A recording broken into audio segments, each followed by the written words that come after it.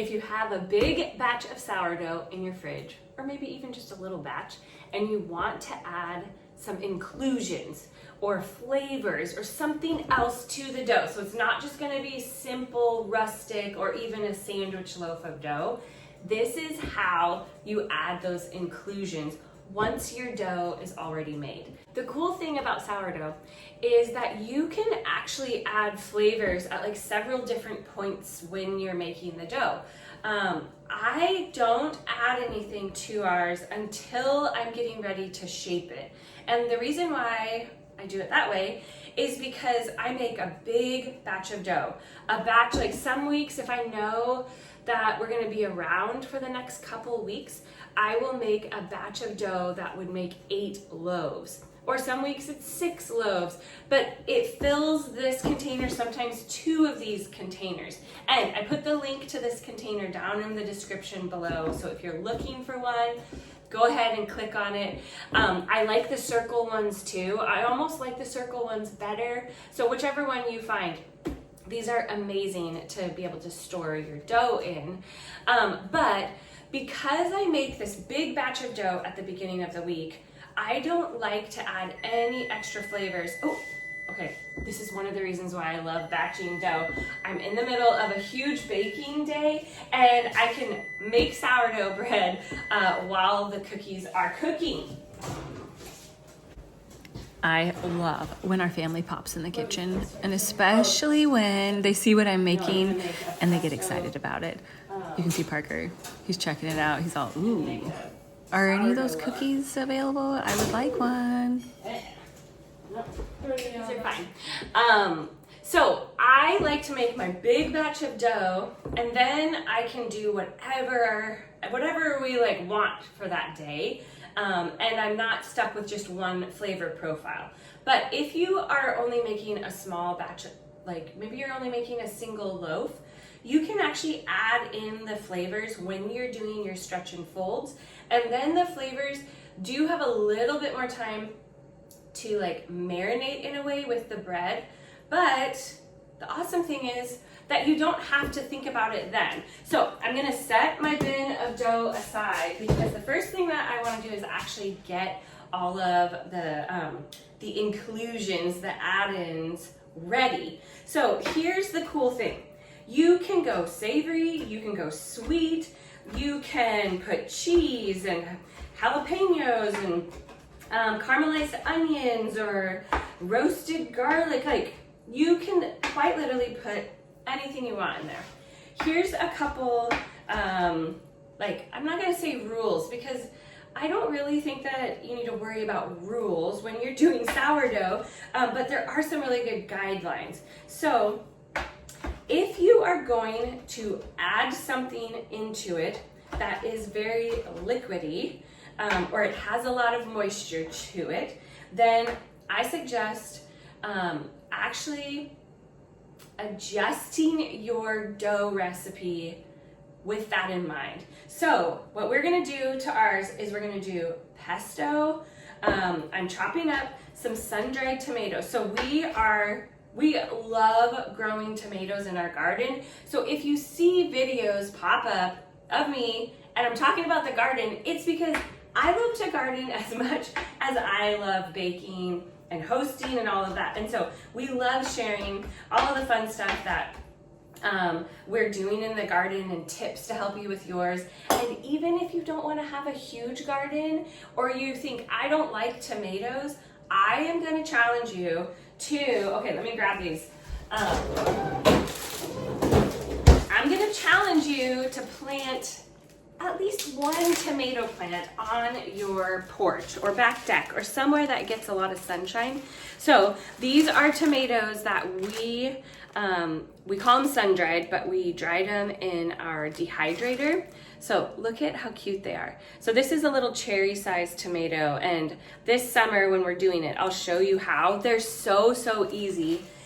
But we have a huge tomato patch in our garden because I love to make so many different things with it. The sun-dried tomatoes is one of them because this is one of the toppings that we like to put on our pizzas. Like We're gonna, oh, maybe I'll get a video of it. We're gonna do a pizza that's a really similar flavor profile with these tomatoes, pesto, fresh mozzarella. Oh, it's so good, but I'm challenging you. You need to grow at least one cherry-sized tomato plant. I think if you've never grown a tomato plant or you've never had a tomato straight off of the plant, I just don't think that you've tasted a good tomato yet. So maybe you don't like tomatoes because you didn't taste a good tomato yet. Maybe. So all of this to say that if you are going to use sun-dried tomatoes as one of your inclusions, I just very quickly threw them in hot water. Like I boiled the tea kettle and I put them in that hot water for like 30 seconds and then I drained the hot water off. The reason why I did that is because these are like hard, like leather, and they're very hard to chop. But I don't want them to be soggy because I don't want it to make the bread get really soggy. Same goes for our pesto. We're gonna use it very sparingly because it has so much oil in it that if you put big swaths of something that has a lot of oil or a lot of moisture in it, it actually weighs down your sourdough. And I'm gonna show you some different ones at the end so you can see what it looks like. It's not gonna make your loaf not cook, it just makes it harder for the dough to rise, and so it cooks differently. Like sometimes if I get too much cheese in one spot, it will like create this like huge air bubble. You'll see, I got a video of one. But okay, let's get our dough out. So one of the things that you all have said is that you put your dough in the fridge, so you made your big batch of dough, and I'll put the link to how to make the dough at the end of this video, or it's down in the description, so that you can come and make it too. Because honestly, it is what makes it possible for us to have sourdough. If I didn't batch the dough out, I just wouldn't have time in the midst of like life and work and kids and going to track meets and having family over. So just know, check out the video on how to batch your dough. But if you have batched your dough, this is what mine looks like. Look at big bubble in there. This has been in the fridge for like a week and a half at least. It's been waiting for a little while. And so what happens when it sits like that for a while is some of the moisture comes out. That's okay. And it gets a little bit stickier. Also okay, but just know that when it sits in the fridge a bit longer, it's normal for that to happen. I just pull it on out of here and we're still gonna work with it and it's gonna rise and be delicious. And I have a different video for you on what if your dough is way too sticky. What should you do if your dough is just like way too sticky? I'll just say it right now. I give you permission. You can change the ratios. Your kitchen has a different climate than my kitchen, and so it's okay for you to adjust the ratios and use a little bit less water when you make the dough. Okay, you can see I have a bowl of water here, and I just keep it there. It's kind of like when I roll out our sugar cookies back here, I have a little bowl of flour that I'm always pulling from. We want a pretty big stretch of our counter to be a little bit wet, because we don't want our dough to stick to it. But okay, can you see, even though it was a little sticky in the container, when I have water on my hands, the dough's not sticking to my hands. So if your dough feels a little wet, that's fine. If it's going crazy sticking to your hands, try the water trick. But also, next time you make dough, back off the water like 50 grams when you do the initial mix, and then just see like, okay, is the dough coming together? And so that's part of the ways that you can troubleshoot that. You're allowed to change the recipes. You heard it here first. You can change the recipes. Okay, so what I'm doing, my dough is cold. I just took it out of the fridge. So when it's cold, it isn't quite as flexible and like malleable, like it's not as easy to like get it to stretch out a bunch, but I like to work with it straight from the fridge because guess what?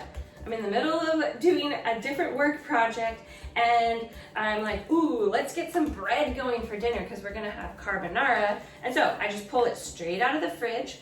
And my goal is to make a big rectangle because what we are doing is called laminating.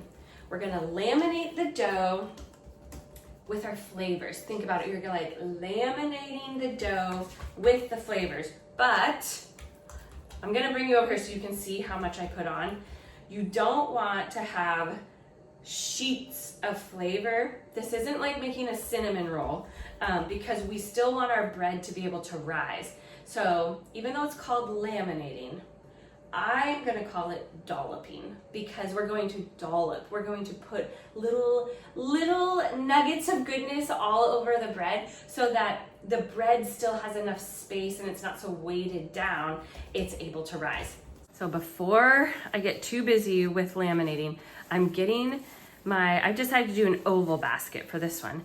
I'm getting this basket all ready and I'm doing a really generous, like you can see, I can like pick the flour up, a generous amount of flour on there, and then we're gonna set this to the side so that it's ready to go. And now we're going to begin laminating. So here's my pesto, and you're just gonna do do a design with it. We're gonna just put a little flavor on there. I don't want to do a whole sheet of it, like spread it over the whole thing, because it's really interesting. It does affect the way that the dough rises, and then it's almost like it's too heavy and you end up with these really like interesting air pockets. It's not bad. It just doesn't look like the normal sourdough that you would want. But I will say that everybody kind of fights over those air pockets because, so maybe it's not a bad thing. I don't know. It doesn't end up looking like a normal loaf of bread, but everyone wants those air pockets because that's where like the cheese is, or that's where all the flavor is. So just keep in mind, don't go too heavy as you laminate. And then here's our sun-dried tomatoes. These are ones that we grew in our garden, and I chopped them up so that we can get little bits of that flavor all over. I didn't want to do a whole one because I felt like it was going to be a little bit, basically that same concept, a little bit too heavy. So if you were going to do olives, I would say to like cut them into quarters. If you're going to use sun-dried tomatoes that have been like soaked in oil, those are delicious too in the bread. Just let them sit in a strainer for a little bit so that as much of that oil can drain off of them before you put it in. Let's see, I wouldn't do fresh fruit. That like a blueberry or something like that would be just too wet. It would really make it hard for the bread to rise essentially. But like a dried blueberry, you could do a dried blueberry or dried cranberry, and you don't need to constitute it or soak it in water or anything like that. Okay, now let's move on. We have some Parmesan, and I'm just gonna do little tiny bits of Parmesan because we're gonna add some when we fold it as well. So I'd say that I have probably 1/4 cup of Parmesan, and I then go over it and I push it in because I don't want this to fall out when we start rolling it up. Okay, now we're going to take our first side, fold it, and I'm going to put a little bit of cheese on that side. Now, when you do I think we'll do some little spots of pesto too. And I'm gonna show you what this bakes up like so you'll be able to see. But when you do your cheese, make sure that you use fresh cheese, meaning don't use pre-grated cheese. Okay, you can use pre-grated cheese. I don't like to use pre-grated cheese, and the reason why is because it has like cellulose, like not cellulose. It has, I'm trying to think of the word that's on the back of the package. It's like almost like a flour is on the cheese so that the cheese doesn't stick together in the package. And that flour that's on that cheese makes it so it won't melt properly. So if you've ever tried to do, you know, like a toasted cheese or something like that with the pre-grated cheese, you've probably found that it just doesn't melt the same as fresh cheese. Okay, look at, we've just closed up our loaf. And this pesto, I think it's going to be leaking out. It's going to make for a really beautiful loaf. But I try to just kind of close it up a bit. And now, this is where it gets fun because we're going to roll it. And my dough is getting real sloppy.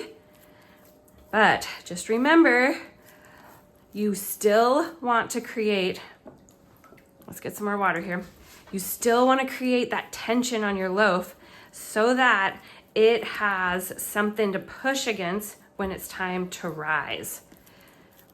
So this, I kind of think of when I do the laminations, it's kind of like when I do the sandwich loaves, that I just do a really simple roll. And look, it's getting kind of sloppy, right? It's okay though, because sourdough doesn't mind if you work with it. It's not like pie dough or yeasted dough. It actually likes when you work with it. Okay, here it is. It looks a little strange, huh? This is the great thing though. It doesn't matter because we're gonna just fold it in a bit more. And this is the bottom of our loaf. So it doesn't really matter what the bottom of it looks like because nobody's gonna see that part. It's just gonna sit in the bottom of the pan. But I do try to just make sure that it is pinched together here. But we don't want our goodness to come out. So I'm not gonna mess with it anymore because the tomatoes are now trying to come out. So if your goodness inside, whatever you chose to put in there, starts trying to come out, just stop messing with it. I just was seeing, I was like, ooh, it's sticking to the side there. If you see that your bread is sticking it all to the side, get some more flour. Because of all of that yummy stuff that we put in there, it's making the bread just a little bit stickier. So what I do is I just go around the basket and add more flour in because we don't want it to stick to our basket. And if you don't have a basket, I did a good Q&A on what to do if you don't have a basket. And so I'll put that link below too. You can use something in your kitchen. You don't need to have a basket in order to do this. So right now,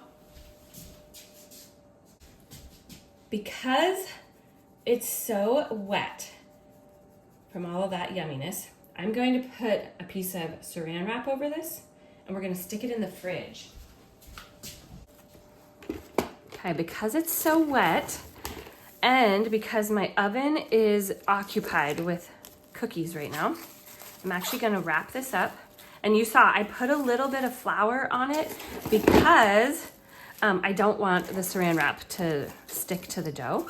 So now this is gonna go into the fridge and it's gonna wait until the oven is free. So if your oven is busy or you don't have time to bake it in the next hour, don't leave this on the counter. You can actually put it in your fridge and it's okay in there for a couple days.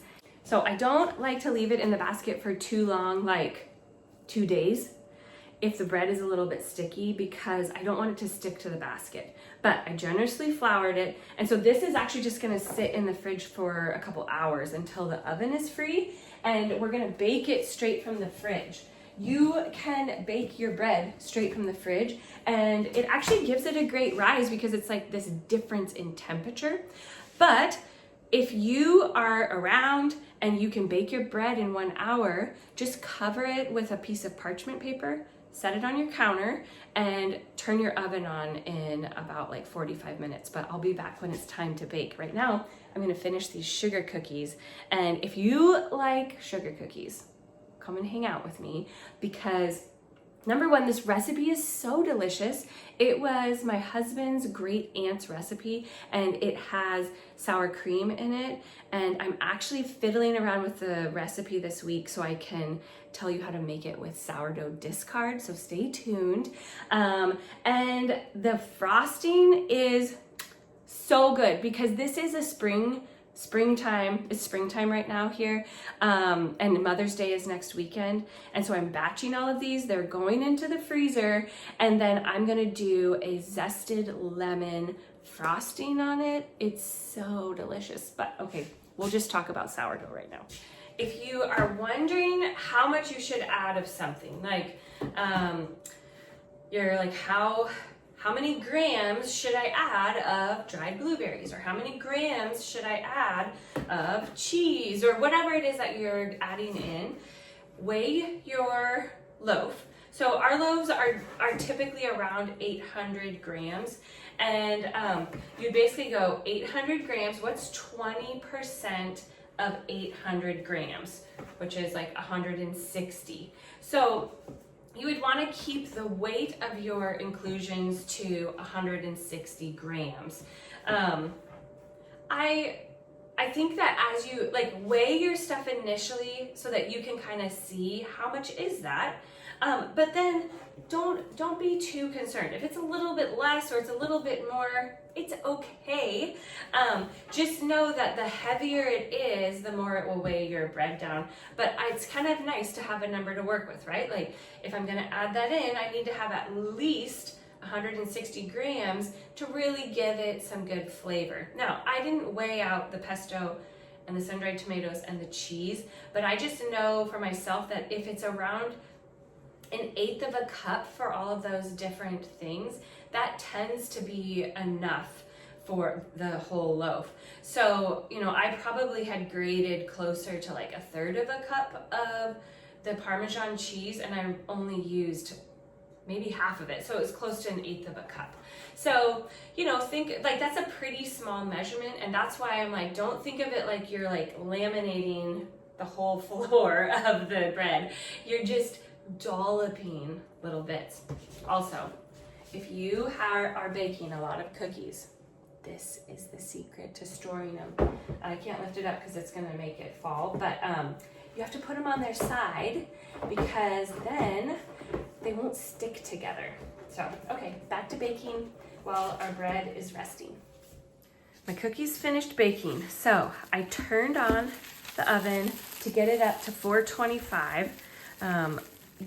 If your oven isn't too hot, you can cook it at 450. Mine gets a bit too hot at 450, so I cook at 425. And just took this out of the fridge. It's looking awesome.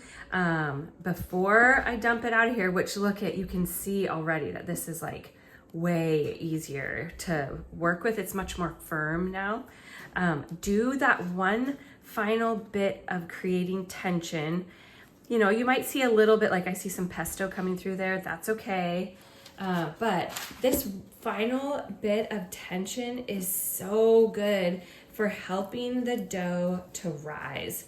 And because I don't want to squish all of my add-ins out, I'm trying to be a little bit gentle, but I still want it to create that like outer tension.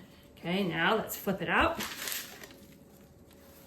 There she is. Sometimes at this point, just if it's not of the shape I want, I just give it a little tuck here and there. And we aren't gonna do a deep cut because I don't want all of this goodness to come out, but we do want to make it so that the dough can have a vent. When you do your cut, you're essentially allowing it to vent, which allows it to rise better. So you can see the goodness in there. Now my Dutch oven has been in the oven since I turned it on to 450. So it only sits in there while the oven is preheating. So she's super hot.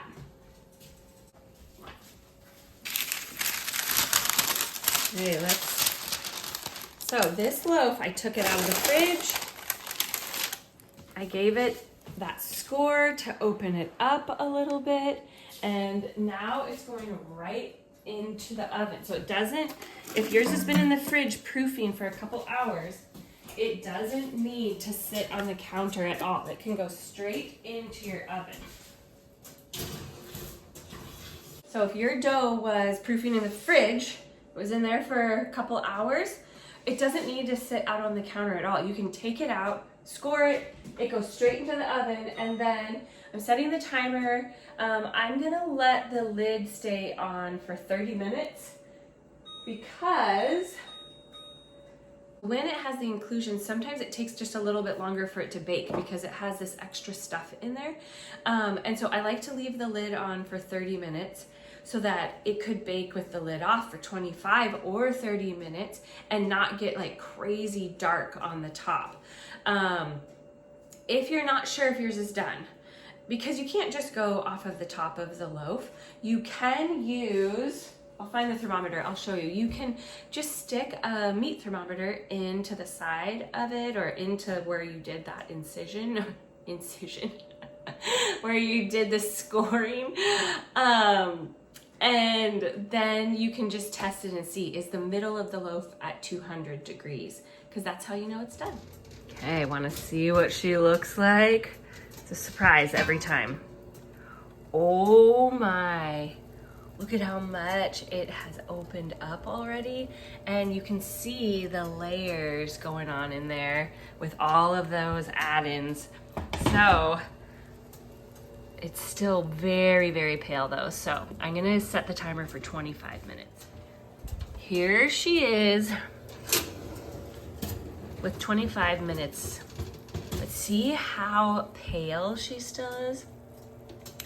I'm gonna do another like 8 minutes before we take her out because of all that pesto, all that goodness. We want her to go a little bit longer. Look at how beautiful it is. Okay, let's get our cooling rack out. Use this one. If you are having trouble with your bread being like too cooked on the bottom, one thing that you can do is don't leave your Dutch oven in the oven to preheat. That can kind of help. Okay, here's what it looks like. All angles. See how it opens up different? And it changes depending on what you've added into it, like how it will open up. But we're gonna let it rest. You have to let it rest.